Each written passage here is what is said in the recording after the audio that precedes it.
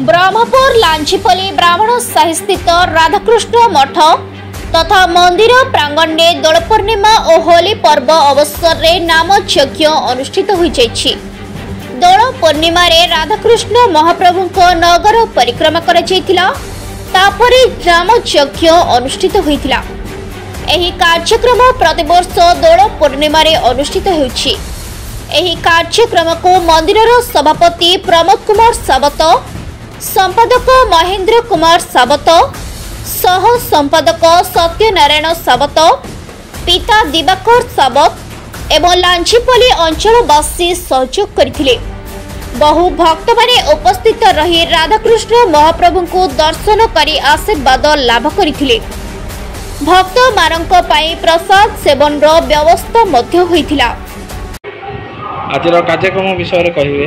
आजर कार्यक्रम बोले माने गत ए वर्षर दोल जात्राटा एकादशी जो पड़ीला, एकादशी तिथि गाँ परिक्रमा होकर आरंभ होगी एवं होलिका दहन चतुर्दशी पर्यंत ग्राम परिक्रमा होकर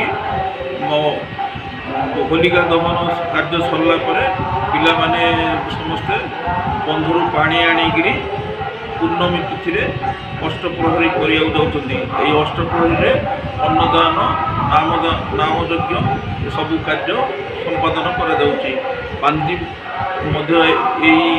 तिथि उन्मोचन हो वर्षर पांजी जोटा कि माने दिवा 3 घंटिका समय पढ़ा जाइला।